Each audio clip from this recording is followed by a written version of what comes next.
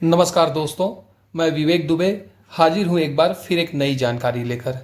जैसा कि आप स्क्रीन पर देख रहे हैं, सामान्य प्रशासन विभाग के नियम शाखा से जारी हुआ यह पत्र, जो कि 15 अप्रैल 2024 यानी आज से ठीक 2 दिन पहले जारी हुआ है। यह अनुकंपा नियुक्ति के संबंध में आदेश है, जिसमें समस्त पुराने और नए आदेशों को मिलाकर और जितने भी संशोधन हुए हैं उन सबको मिलाकर एक पत्र जारी किया है गया है 28 पेज का, जिसमें सारे नियम हैं। तो मैं इसके बारे में बता दूं कि प्रमुख रूप से अभी हो क्या रहा है। जो जानकारी मुझे मुख्य रूप से देनी है कि यदि कोई ऐसा प्रकरण आता है अनुकंपा नियुक्ति का जहां पर शासकीय कर्मचारी अनुसूचित क्षेत्र में कार्यरत था, तो जैसा कि आप सबको पता है कि हमारे यहाँ छत्तीसगढ़ में जो नियम लागू है उसके हिसाब से तृतीय वर्ग कर्मचारी का जो पद होता है, यानी क्लर्क जो बनाया जाता है, तृतीय श्रेणी के जो पद होते हैं उस पर अनुकंपा नियुक्ति देने के लिए 10% तक के पद रखे जाते हैं। यानी किसी विभाग में यदि क्लर्क के 100 पद हैं तो उसमें से 10 पद जो है अनुकंपा के लिए रख दिए जाते हैं, क्योंकि 10% की बाध्यता है। और इसी के चलते अनुकंपा नियुक्ति के प्रकरण में बहुत सारे जिलों में यह स्थिति बन जाती है कि पद ना होने के कारण तृतीय श्रेणी के पदों पर अनुकंपा नहीं मिलती। उस स्थिति में चतुर्थ श्रेणी के पद को लेने के लिए कहा जाता है, या इनडायरेक्टली कह सकते हैं दबाव बनाया जाता है कि आप चतुर्थ श्रेणी का पद ले लीजिए, तृतीय श्रेणी का पद आपको नहीं मिल पाएगा। तो मैं इसके संबंध में बता दूं कि इसके पहले बिंदु में ही इस प्रावधान को स्पष्ट किया गया है कि यदि मामला अनुसूचित क्षेत्र का है, यानी हमारे यहाँ तो छत्तीसगढ़ में आधा क्षेत्र जो है अनुसूचित क्षेत्र में ही आता है, तो यदि बस्तर, सरगुजा, गौरेला, पेंड्रा, मरवाही, कोरबा इस टाइप का क्षेत्र है, यहाँ कोई कर्मचारी यदि निधन हो गया है तो उसके परिजन को जो मिलना है उसके लिए 10% नहीं 25% का जो है वो लागू है नियम का। यानी वहां यदि 100 पद हैं तृतीय श्रेणी के तो उसमें से 25% पदों को अनुकंपा के लिए रख दिया जाता है। और जो गैर अनुसूचित क्षेत्र है यानी शहरी क्षेत्र रायपुर, बिलासपुर, यहाँ पे 10% वाला नियम काम करता है। तो अनुसूचित क्षेत्र में अनुकंपा नियुक्ति में तृतीय वर्ग कर्मचारी का पद मिलने की संभावनाएं ज्यादा है स्वाभाविक रूप से। दूसरा कि ये एक बात देखने में ये आया कि जब शासकीय सेवक कोई दिवंगत हो जाता है तो उसके संबंध में जो जानकारी है उपलब्ध कराना रहता है कार्यालय को, वो नहीं कराया जाता। 1 माह की अवधि में उपलब्ध कराना रहता है, और चूंकि जानकारी नहीं आ पाती तो इसलिए दिवंगत शासकीय सेवक के आश्रित परिवार को अनुकंपा नियुक्ति मिलता भी नहीं है। तो मैं सभी को बताऊंगा कि यदि ऐसा केस होता है आपके आसपास तो उनके परिजनों के माध्यम से 1 माह के भीतर आप कार्यालय में अनुकंपा नियुक्ति का फॉर्म लेकर और निर्धारित प्रारूप में आप आवेदन जमा करवा दीजिए, ताकि आपका जो है केस काउंट हो जाए और प्रोसीजर आगे बढ़ सके। अब अपन चलते हैं अगले बिंदु में। यदि दिवंगत शासकीय सेवक की विधवा पत्नी द्वारा स्वयं के स्थान पर परिवार के अवयस्क सदस्य को व्यस्क, अच्छा होता क्या है, कई बार ऐसा होता है कि मान लीजिए कोई पुरुष जो है वो खत्म हो गया, अब उसकी विधवा पत्नी है जिसकी उम्र ज़्यादा हो चुकी है, एक ये कारण होता है। और कई बार ऐसा होता है कि वो नौकरी नहीं करना चाहती, वो चाहती है कि मेरे को चूंकि मेरी उम्र हो चुकी है तो मुझे बहुत कम समय के लिए नौकरी मिलेगी, तो इसके स्थान पर मेरा बेटा या बेटी जो भी हो उसको नौकरी मिल जाए। लेकिन उसमें दिक्कत कई बार यह आती है कि जो बच्चा होता है वो छोटा होता है, तो उसके लिए नियम यह बनाया गया है कि यदि दिवंगत शासकीय सेवक की पत्नी स्वयं अनुकंपा नियुक्ति नहीं लेना चाहती हो और परिवार में कोई अन्य वयस्क पात्र सदस्य ना हो, तो उक्त स्थिति में अवयस्क सदस्य को उसके वयस्क होने तक अनुकंपा नियुक्ति दी जा सकेगी। स्पष्ट नियम है कि यदि मान लीजिए ऐसी स्थिति है कि बच्चा अभी 10 साल का है और 8 साल बाद वो वयस्क होगा, तब तक उसकी पढ़ाई भी 12वीं कंप्लीट हो जाएगी, तो उस स्थिति में जो उसकी मतलब परिजन है वो एक आवेदन जो है कार्यालय को दे सकते हैं, जिसमें वो इस बात का उल्लेख करेंगे कि जिस सदस्य को अनुकंपा नियुक्ति दी जानी है वो वर्तमान में अवयस्क है, और जैसे ही वह वयस्क होगा वैसे ही उसके लिए अनुकंपा नियुक्ति के लिए पुनः आवेदन कर दिया जाएगा। अभी इस आवेदन पत्र को अंतरिम आवेदन पत्र के तौर पर कंसीडर कर लिया जाए या संज्ञान में ले लिया जाए। तो ये पत्र जब आप देंगे तो कार्यालय का काम रहेगा कि वो दिवंगत शासकीय सेवक की पत्नी से प्राप्त जो अंतरिम आवेदन है, इसको अंतरिम आवेदन कहते हैं, उसको कार्यालय के अभिलेख में सुरक्षित रख लेगा कि हाँ भाई इनका प्रकरण आया हुआ है और जब इनके यहाँ का जो बच्चा है वो वयस्क हो जाएगा तब हमको देना है। और कार्यालय की यह भी जिम्मेदारी है कि उसकी एक प्रति जो है सामान्य प्रशासन विभाग को उपलब्ध कराएगी। और जैसे ही अवयस्क सदस्य वयस्क होगा तो तत्काल पात्रता अनुसार उसको अनुकंपा नियुक्ति देने की कार्रवाई जो है समय सीमा के भीतर की जानी है। तो एक यह नियम है। कई जगह पर यह दिक्कत आती है कि घर में जिसको नौकरी दी जानी है उसकी पढ़ाई पूरी नहीं रहती, वो 18 साल का नहीं हुआ रहता, वयस्क नहीं हुआ रहता, तो उस कंडीशन में जो है आप अंतरिम आवेदन एक दे दिए रहिए तो आपकी नियुक्ति जो है अनुकंपा की कम से कम फिक्स रहेगी कि समय आने पर मिल जाएगा।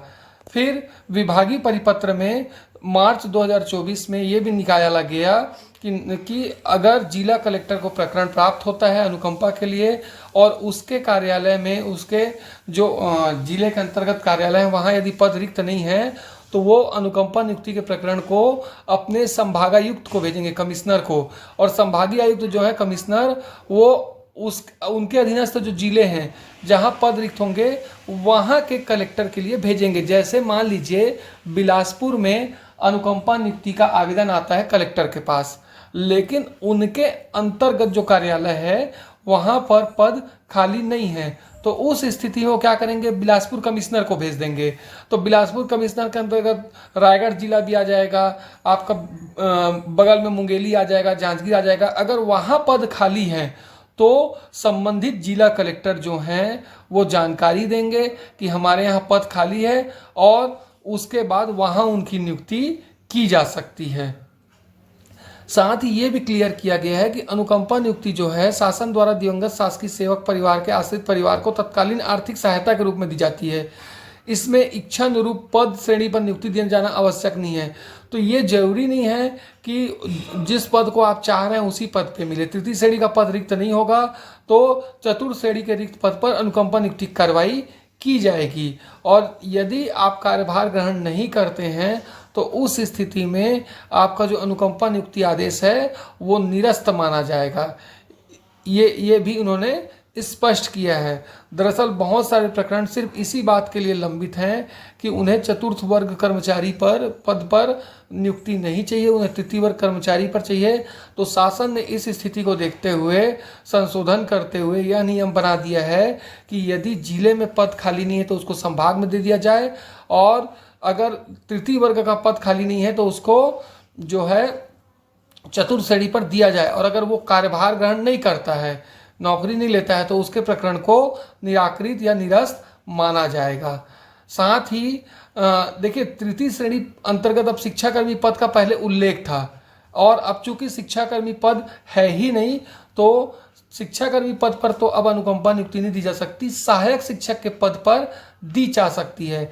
और उसके लिए आवश्यक यह है कि उसके पास डीएड की डिग्री हो, डीएलएड की, डीएड या डीएलएड की, और साथ ही टीटी उत्तीर्ण हो। तो यदि कोई ऐसा केस आता है जिसमें दिवंगत शासकीय कर्मचारी के परिजन के पास जो है डीएलएड या डीएड की डिग्री है और साथ ही वो टीटी उत्तीर्ण है, तो उस स्थिति में उसको सहायक शिक्षक के पद पर जो है अनुकंपा नियुक्ति दी जा सकती है। अब इसमें ये बात आती है कि हम बाद में कर लेंगे, तो इसमें स्पष्ट कर दिया गया है कि उक्त पद हेतु निर्धारित अर्हता में कोई छूट नहीं दी जाएगी। यानी यदि आपके पास अभी वर्तमान में डिग्री है तो सहायक शिक्षक के पद पर नियुक्ति मिलेगी, और आप कहेंगे कि पहले मुझे नौकरी दे दी जाए बाद में मैं डिग्री कर लूँगा या कर लूँगी, तो ऐसा नहीं हो पाएगा। साथ ही जो शासकीय सेवक पहले दिवंगत हुआ है उसके आश्रित को पहले अनुकंपा नियुक्ति दिए जाने का प्रावधान है। यानी यदि पद बढ़ते हैं या शिथिलता आती है, 10% पद को कभी कभी शिथिल भी किया जाता है तो उस बाध्यता को हटाते हैं, या मान लीजिए 5 पद जिले में है और आवेदन आ गए 15, तो उसमें भी सीनियरिटी देखा जाएगा। सीनियरिटी कैसे कि दिवंगत शासकीय कर्मचारी किस डेट में जो है उसका निधन हुआ है, तो जो पहले निधन हुआ है उसको सीनियर माना जाएगा और उसके परिजन को जो है पहले अनुकंपा नियुक्ति दी जाएगी। इस तरीके से चलेगा। एक और चीज़ है कि यदि शासकीय कर्मचारी के परिवार का कोई अन्य सदस्य, चाहे वो विवाहित हो या अविवाहित हो, ठीक है, वो शासकीय सेवा में है, तो उस स्थिति में उसके सदस्य को, परिवार के किसी अन्य सदस्य को अनुकंपा नियुक्ति की पात्रता नहीं होगी। इसमें कई लोगों को कन्फ्यूजन जाता है।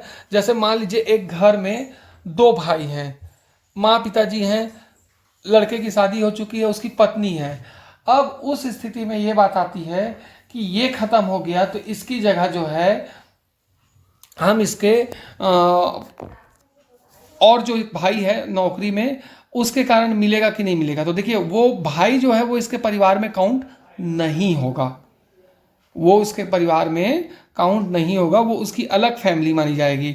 तो वहाँ पर जो है उसके नौकरी में होने से दिक्कत नहीं है। लेकिन यदि पत्नी ही नौकरी में है तो उस स्थिति में कोई और जो है, चाहे बच्चा भी हो उस घर का, वो अनुकंपा नियुक्ति की पात्रता नहीं रखता। नियम में एकदम स्पष्ट है कि परिवार का कोई सदस्य यदि शासकीय सेवा में है तो उस स्थिति में अनुकंपा नियुक्ति जो है वहाँ पर नहीं हो पाएगा।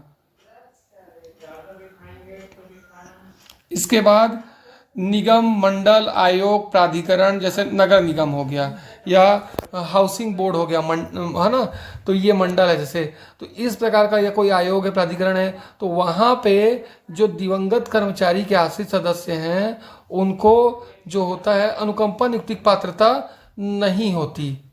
और यदि उनके प्रशासकीय विभाग के अधीनस्थ जो है निगम, मंडल, आयोग, प्राधिकरण और स्वायत्त संस्थाओं में उनको अनुकंपा नियुक्ति मिलेगी। यानी निगम का कोई कर्मचारी है, मान लीजिए नगर निगम का कर्मचारी है और उसका जो है डेथ हो जाता है और वो चाहेंगे कि अब उनको शासकीय विभागों में अनुकंपा नियुक्ति मिल जाए, तो उनको शासकीय विभागों में नहीं मिल सकता। उनको मिलेगा तो उन्हीं के निगम, मंडल, आयोग, प्राधिकरण में ही, या उनके अंतर्गत कोई और संस्था है तो उसमें ही मिलेगा।